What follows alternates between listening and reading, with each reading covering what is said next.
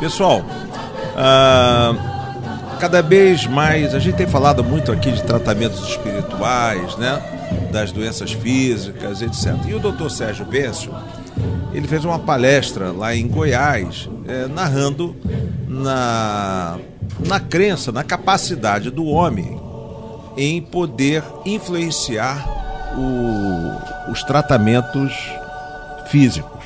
Bom, essa é uma discussão que médicos hoje já admitem que as orações, etc., podem ajudar muito. Mas os magos da Caldeia, os brahmanes da Índia, eles buscavam curar pela aplicação do olhar. Eles estimulavam o sono e a letargia. No templo da deusa Ísis, às margens do Nilo, a imposição das mãos era usada pelos sacerdotes iniciados para tentar aliviar o sofrimento de milhares de pessoas. Aliás, a imposição das mãos, ela também é utilizada até na igreja evangélica é utilizada, em todo lugar.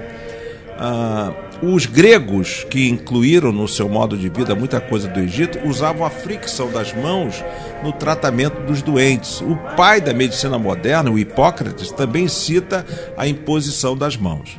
Então, quando a gente observa a tradição judaico-cristã, é interessante a gente notar o contraste. Por exemplo, no Novo Testamento, tem mais ou menos umas 30 referências às curas feitas por Jesus, seja impondo as mãos, seja soprando, seja usando barro, deixando sair energias. Mas no Antigo Testamento, o estranhamento somente uma referência de cura por imposição nas mãos feitas por Naamã, que nem judeu era, conforme é narrado. É claro está que Allan Kardec, o codificador do Espiritismo, não inventou nada ao falar de mediunidade, de cura, de energia, de influência espiritual, mas somente organizou, catalogou e usou a razão, extirpou o que estava de ruim, né, em relação às crenças superficiais. Mas o que mais é importante é que a cura pela transferência de energia entre pessoas sempre existiu no mundo inteiro desde priscas eras. Mas a questão agora, eu acho que nem é mais acreditar. O tempo já passou de acreditar ou não acreditar. A questão é como utilizar esse conhecimento na nossa própria saúde e no auxílio ao próximo. Manter a descrença nesses fatos é uma escolha dolorosa, porque vai acabar limitando a forma como nós buscamos o equilíbrio energético espiritual. Nós estudamos nesse artigo todo aqui que eu estou abordando o tratamento espiritual das doenças físicas, mas a gente não pode restringir o tratamento ao processo de envolvimento, digamos assim, energético e espiritual. Então esse é um assunto polêmico, esse é um assunto que hoje já é abordado de uma maneira muito mais profissional, até porque começou a obter apoio dos médicos. Os médicos hoje já aceitam o tratamento espiritual como coadjuvante do tratamento físico. Muito bem. Eu gostaria apenas de dizer o seguinte: normalmente tratamentos espirituais, né? A gente sempre reporta normalmente aos centros espíritas. Sim. Mas na verdade muitas religiões elas tentam fazer curas espirituais. Eu particularmente não gosto da expressão cura espiritual, né? Porque cura lembra milagre, que lembra por sua vez, né, oportunismo, e você cria uma expectativa que não existe. Você vai no centro tal, na igreja tal, que você vai se curar. Não é por aí. Eu acho que você pode fazer tratamentos, né? Então eu acho que esse conceito hoje ele é muito amplo, né? Até porque como você passa energia para alguém, no final, quer dizer, para quem acredita em espiritismo como nós, na realidade não sou eu que passo a minha energia, a energia daqueles trabalhadores espirituais que me cercam. Nossa energia está a serviço desses Agora, a dúvida é a seguinte, Jô, é possível curar um corpo físico atuando energeticamente, puramente energeticamente? Olha, você tem exemplos de crenças religiosas no passado ou no presente que tem casos registrados assim, que você curou a parte física através da parte espiritual. Agora, por exemplo, eu tenho que abordar mais a parte espírita, né? O que acontece? O perispírito de nós encarnados, né, são de natureza idêntica dos fluidos espirituais. Inclusive, daí você assimila isso com muita facilidade.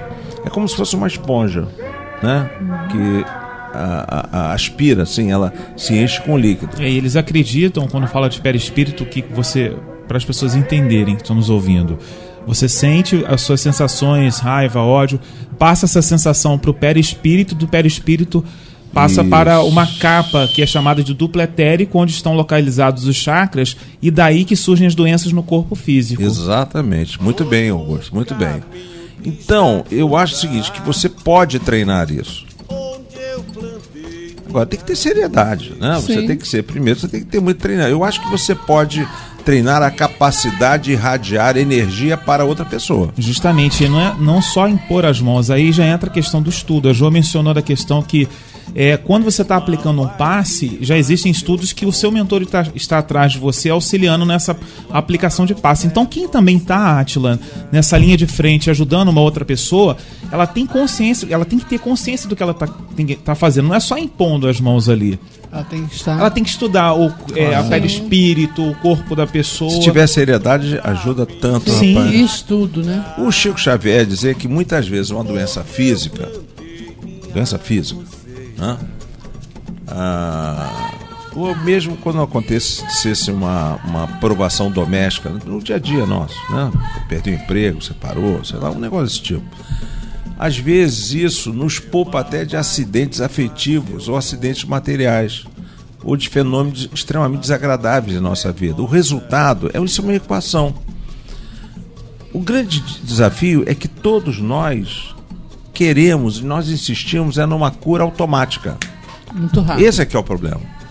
Porque a gente quer a cura automática, física, mas a gente não revê os nossos valores, nossos conceitos, as nossas atitudes. A gente quer uma cura rápida, para quê? Para continuar cometendo as mesmas coisas erradas de antes. Então, a gente poderia dizer que o padrão da nossa energia espiritual determina tendências para a saúde ou a doença. Isso eu não tenho a menor dúvida. Né? Eu acho que essas anomalias energéticas, elas acabam se traduzindo em doenças físicas. Né? Essa é a minha opinião.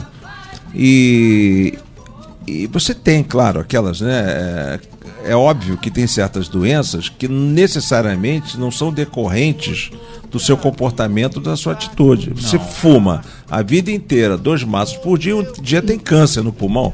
Pelo amor de Deus. Verdade. Ou tem um infarto depois de uma crise de estresse, ou tem diabetes devido ao excesso de peso, hábitos de vida inconsequentes. Aí é diferente.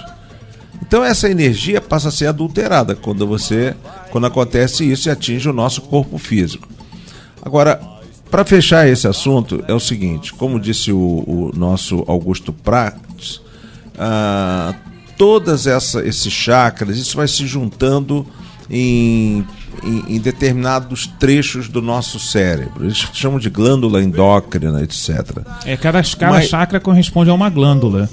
Agora, só para entender que nesse processo, digamos assim, de cura, eu não gosto de usar isso, mas de cura, de tratamento, né, que a gente ainda compreende muito pouco, nós somos puros agentes.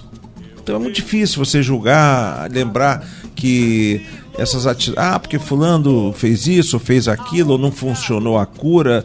Isso é muito ruim, porque no fundo a gente tem que entender o conceito de doença, que ela não é exclusivamente física, raramente ela é exclusivamente só uma doença de natureza física, raramente.